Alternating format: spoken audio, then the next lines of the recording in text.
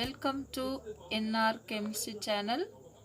Students, last classல matter அப்படிங்கிற டாபிக்ல இன்ட்ரோடக்ஷனை பற்றி பார்த்தோம். இந்த கிளாஸில் நம்ம என்ன பார்க்க போகிறோம் அப்படின்னா, அந்த மேட்டர் வந்து அதோட கம்போஸ்ட் எப்படி அரேஞ்ச்மெண்ட் ஆகிருக்கு, அது என்னெல்லாம் ஜாயிண்ட் ஆகிருக்கு அப்படிங்கிறத தான் நம்ம இந்த கிளாஸில் பார்க்க போகிறோம். how the matter is composed அப்படின்னா என்ன அப்படின்னா, என்னென்ன ஒரு மேட்ரு ஃபார்ம் ஆகணும் அப்படின்னா அதில் என்னென்ன சப்ஸ்டன்ஸ் வந்து அது கூட வந்து ஜாயிண்ட் ஆகிருக்கணும், அதோட அரேஞ்ச்மெண்ட் எப்படி இருக்குது அப்படிங்கிறத நம்ம பார்க்க போகிறோம். அப்போ matter in any physical state is composed of smaller particles such as atom, molecules and ions. அதாவது மேட்டர் அப்படிங்கிறது எனி ஃபிசிக்கல் ஸ்டேட் அப்படின்னா அது வந்து சாலிடாக இருக்கலாம். நான் லாஸ்ட் கிளாஸ்லேயே பார்த்துட்டோம், சாலிடு லிக்யூடு கேஸஸ் இதில் எந்த நேச்சரில் வேணாலும் இருக்கலாம்.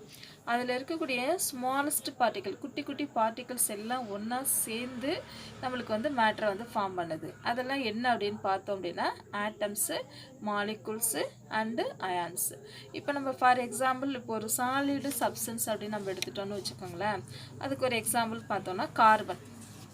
இப்போ டைமண்ட் அப்படின்னா என்ன சொல்கிறோம் அப்படின்னா, diamond is made up of fully carbon atoms. நிறைய கார்பன் ஆட்டம் ஒன்றோட ஒன்று ஜாயிண்ட் ஆகி தான் நம்மளுக்கு டைமண்ட் அண்ட் கிராஃபைட்லாம் கிடைக்குது.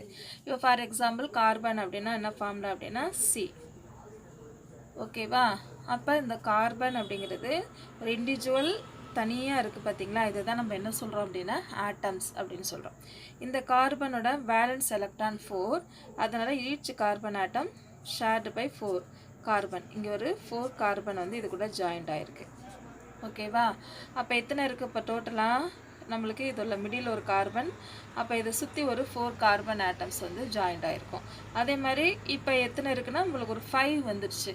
அப்போ ஒரு ஆட்டம்ஸ் இல்லாமல் எக்ஸஸாக நிறைய ஆட்டம்ஸ் ஒன்றோட ஒன்று ஜாயிண்ட் ஆகிறதுனால நம்மளுக்கு கிடைக்கக்கூடியது என்ன அப்படின்னா மாலிகுல்ஸ். நெக்ஸ்ட்டு நம்மளுக்கு என்ன கொடுத்துருக்கோம் அப்படின்னா அயான்ஸ். இது எப்படி வந்து அயான்ஸை ஃபார்ம் பண்ணோம் அப்படின்னா C4+.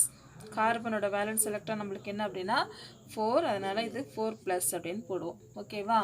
இதுதான் நம்ம என்ன சொல்கிறோம் அப்படின்னா வேலன்ஸ் எலக்ட்ரான். அயான்ஸ் அப்படிங்கிறது என்ன பண்ணோம் அப்படின்னாக்கா அது ஒரு பாசிட்டிவ் சார்ஜஸ் ஆகவோ நெகட்டிவ் சார்ஜஸ் ஆகவோ இருக்கும். ஸோ அதை தான் நம்ம என்ன சொல்கிறோம் அப்படின்னா அயான்ஸ். ஓகே, இது வந்து ஒரு சாலிடு சப்ஸ்டன்ஸில். இப்போ வாட்டர் அப்படின்னா என்ன எடுத்துக்குவோம், லிக்யூடு நேச்சரில் இருந்தது அப்படின்னா ஃபார் எக்ஸாம்பிள் இப்போ ஒரு ஆக்சிஜன் எடுத்துட்டோம், வாட்டர் எடுத்துட்டோன்னு வச்சுக்கோங்க. வாட்டரோட ஃபார்மில் என்னடா H2O. வாட்டரோட ஃபார்மில் H2O. அது எப்படி அட்டாச் ஆகும், மிடில் ஒரு ஆக்சிஜன், இங்கே ஒரு H, இங்கே ஒரு H.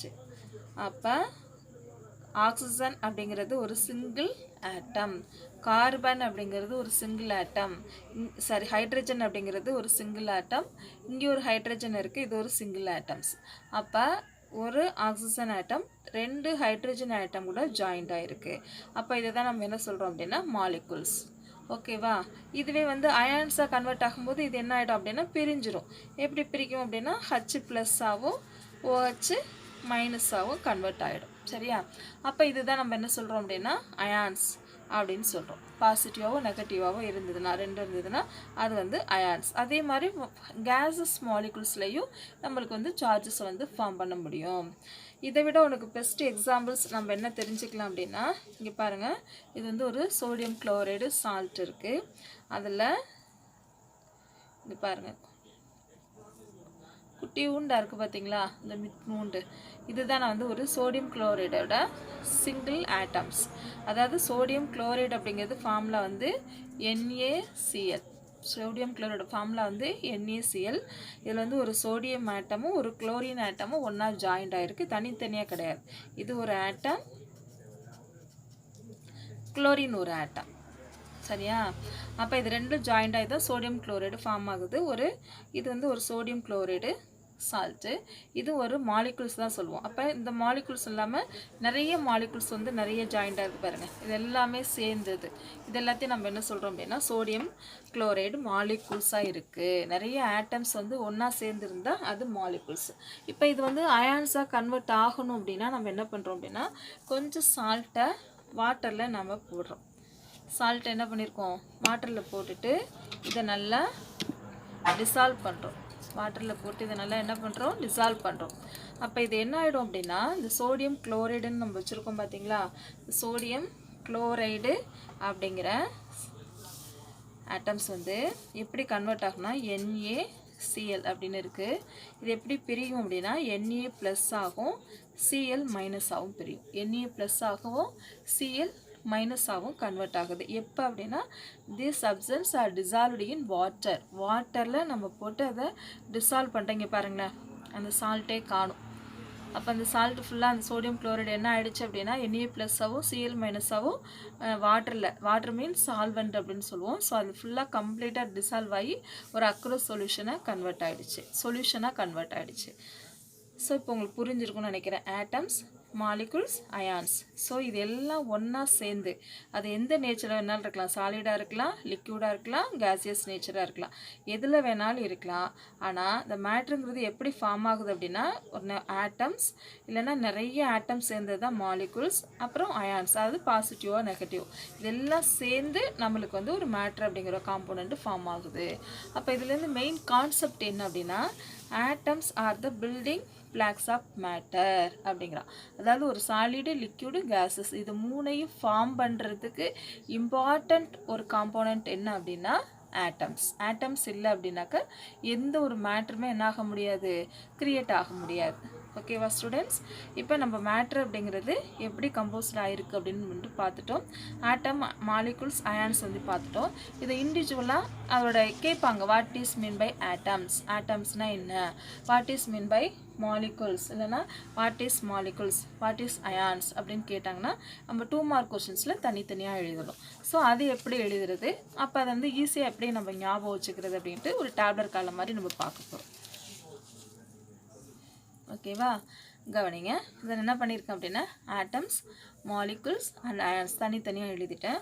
அப்போ ஆட்டம்ங்கிறது என்ன, atom is the smallest particle of element. ஒரு எலமெண்ட் அப்படின்னா இது இந்த ஒரு பென் வச்சுருக்கேன்னு பார்த்த போல, இந்த பெண்ணில் நம்மளுக்கு இது என்ன இருக்குது, மேலே இருக்கக்கூடியது ஒரு பிளாஸ்டிக் மெட்டீரியல், சரியா? இது ஒரு எலமெண்ட்டு. அப்போ இதில் இருக்கக்கூடிய சின்ன சின்ன பார்ட்டிகிள்ஸை தான் நம்ம என்ன சொல்கிறோம் அப்படின்னா இந்த எலமெண்ட்டில் இருக்கக்கூடிய குட்டி குட்டி பார்ட்டிகிள்ஸை தான் ஆட்டம்ஸ் அப்படின்னு சொல்கிறோம். இந்த ஆட்டம்ஸ் வந்து என்ன பண்ணும் அப்படின்னா அது சாலிடாக இருக்கலாம், லிக்யூடு, கேஸஸ் எந்த நேச்சரில் இருந்தாலும் சரி, involved in every chemical reactions, எல்லா கெமிக்கல் ரியாக்ஷன்ஸ்லையும் இது இன்வால்வ் ஆகும். இது ஆட்டம்ஸ். புரிஞ்சிச்சா? ஆட்டம்ஸ் அப்படிங்கிறது ஒரு எலமெண்ட்டில் இருக்கக்கூடிய சின்ன சின்ன பார்ட்டிகல்ஸை தான் நம்ம என்ன சொல்கிறோம், ஆட்டம் அப்படின்னு சொல்கிறோம். இது வந்து என்ன பண்ணும் அப்படின்னா சாலிடு, லிக்யூடு, கேஸஸ் எந்த நேச்சரில் இருந்தாலும் கெமிக்கல் ரியாக்ஷனில் ஈஸியாக இன்வால்வ் ஆகும். இது ஆட்டம்ஸ். அப்போ மாலிகுல்ஸ் எப்படி இருக்கும் அப்படின்னு பார்த்தோம் அப்படின்னா ஆட்டம்ஸ் ஆஃப் சேம் எலமெண்ட் அப்படின்னு வச்சுக்கோங்களேன். இப்போ H சேர்ந்தால் என்ன கிடைக்கும், H2O அப்படின்னு சொல்லுவோம். அதே மாதிரி ஆக்சிஜன் OO என்ன கிடைக்கும், O2.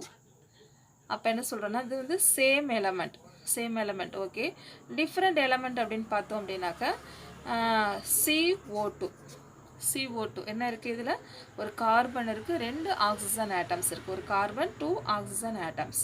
அப்போ சேம் எலமெண்ட்டாக இருக்கலாம், different element combine to form molecules. இது 2 ஜாயிண்ட் ஆகி H2 அப்படிங்கிறத ஃபார்ம் பண்ணுது. 2 ஆக்சிஜன் ஆட்டம்ஸ் ஜாயிண்ட் ஆகி O2 அப்படிங்கிற மாலிகுலர் ஆக்சிஜனை ஃபார்ம் பண்ணுது. கார்பனும் ஆக்சிஜனும் ஜாயிண்ட் ஆகி CO2 அப்படிங்கிற கேஸ் மாலிகுல்ஸை ஃபார்ம் பண்ணுது.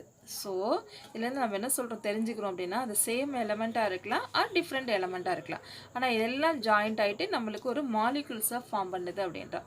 இதோட ஃபிசிக்கல் கெமிக்கல் ப்ராப்பர்ட்டிஸ் ரிட்டைன் அப்படின்னாக்கா அதில் வந்து சேஞ்ச் ஆகாமல் இருக்கும். மாலிகுல்ஸை பொறுத்தவரை அதோட ஃபிசிக்கல் அண்ட் கெமிக்கல் ப்ராப்பர்ட்டிஸ் வந்து ரிட்டைன் அப்படின்னா மாறாமல் இருக்கும் அப்படின்றோம். நெக்ஸ்ட் என்ன பார்க்க போகிறோம் அப்படின்னா அயான்ஸ் அப்படிங்கும்போது atoms are group of atoms have the charges. அதாவது அது என்ன இருக்கும் அப்படின்னா சார்ஜ் பார்ட்டிகிள்ஸாக இருக்கும் அப்படின்ற, அதாவது H+ இருக்கலாம், OH- இருக்கலாம். ஓகேவா? அப்போ வந்து இது மாதிரி நிறைய கார்பன்ஸ் 4+, Fe 2+, Cl-, குளோரின் -, இந்த மாதிரி சார்ஜ்டு பார்ட்டிகல்ஸாக இருக்கக்கூடிய ஆட்டம்ஸை தான் நம்ம என்ன சொல்கிறோம் அப்படின்னா அயான்ஸ் அப்படின்னு சொல்கிறோம். ஸோ இது ஒரு 2 மார்க் கொஸ்டின்ஸில் கேட்கலாம். தனித்தனியாக ஆட்டம்ஸ்னால் என்ன, மாலிகுல்ஸ்லாம் என்ன, அயான்ஸ்னால் என்ன அப்படிங்கிறத நம்ம ஒரு கொஸ்டின்ஸாக பார்த்துருக்கோம். ஓகே ஸ்டூடெண்ட்ஸ், இன்றைக்கி நம்ம வந்து என்ன தெரிஞ்சிட்டோம் அப்படின்னா மேட்டர் எப்படி வந்து கம்போஸ்ட் ஆகிருக்கு, ஆட்டம், மாலிகுல்ஸ், அயான்ஸ் அது ரெண்டும் இண்டிவிஜுவலாக எப்படி இருக்கும் அப்படிங்கிறத பார்த்துட்டோம். நெக்ஸ்ட் வீடியோவில் சிம்பிள்ஸ் அப்படிங்கிற டாப்பிக்கை பற்றி பார்க்கலாம். Okay, thank you.